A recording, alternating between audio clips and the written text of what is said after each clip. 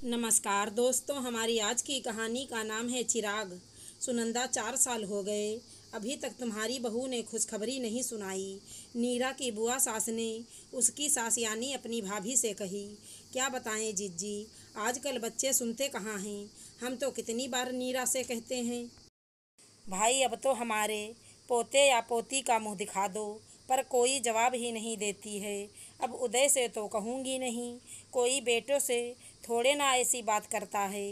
नीरा की सास सुनंदा मुंह बनाते हुए बोली। बुआ बोली, डॉक्टर को दिखाया कि नहीं? ऐसा तो नहीं बहू में कुछ कमी हो? ना जिज्जी, अभी तो नहीं हो सकता है। मुझे बिना बताए गुपचुप चेकअप करा लिया हो।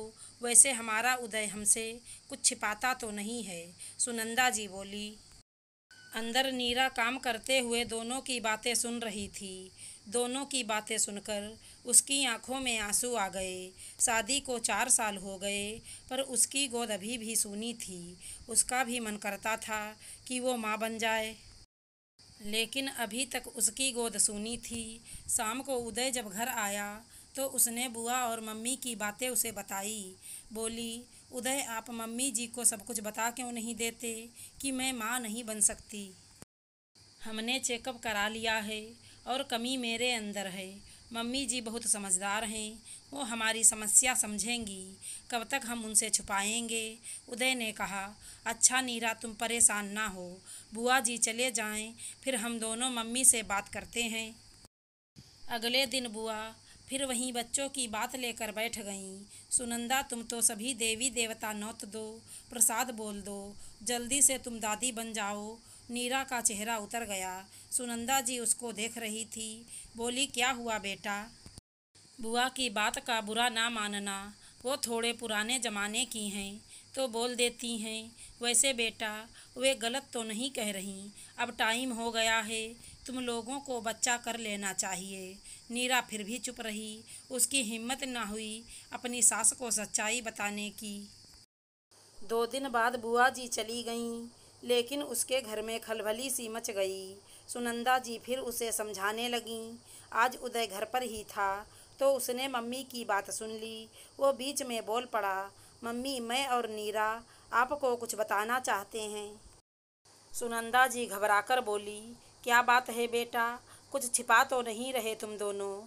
देखो, अगर कोई परेशानी है तो बताओ, और आजकल तो हर परेशानी का हल है। उदय ने अपनी मम्मी को सब सच सच बता दिया और बोला, डॉक्टर ने हमें IVF सजेस्ट किया है। हम आपको बताने से डर रहे थे, पता नहीं आप कैसे रिएक्ट करोगी। सुनंदा जी बोली, तुम अपनी मम्मी को समझे ही नहीं बेटा। मैं ज़माने के साथ कदम चलाने वालों में से हूँ।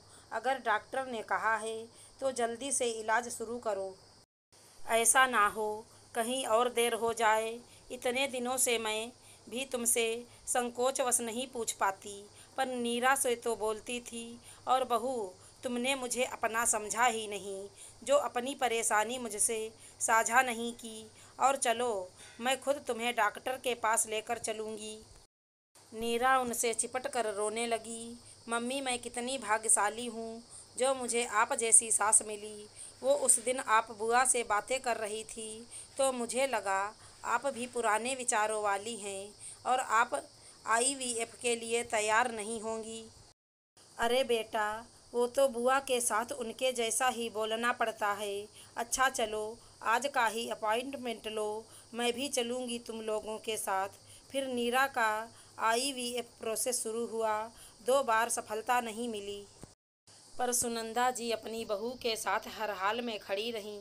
तीसरी बार में उसे सफलता मिली। आज डॉक्टर ने उनके पहले अल्ट्रासाउंड की डेट दी और नीरा ने पति की जगह अपनी सास को अंदर बुलाया। डॉक्टर ने स्क्रीन पर उन्हें बच्चे को दिखाया और बोला, मुबारक हो, आप दादी बनने वाली हैं, वो भी 2 बच्चों की। सुनंदा जी की आंखों में आंसू आ गए। नीरा से बोली, धन्यवाद बेटा, मेरे घर के चिरागों को लाने के लिए। और मैं अभी जिज्जी को फ़ोन करके आती हूँ, बोलती हूँ मैं दादी बनने वाली हूँ, वो भी 2 बच्चों की। अब ना कहना मेरी बहू को बांझ। और कमरे से निकल अपने बेटे को खुशखबरी दी।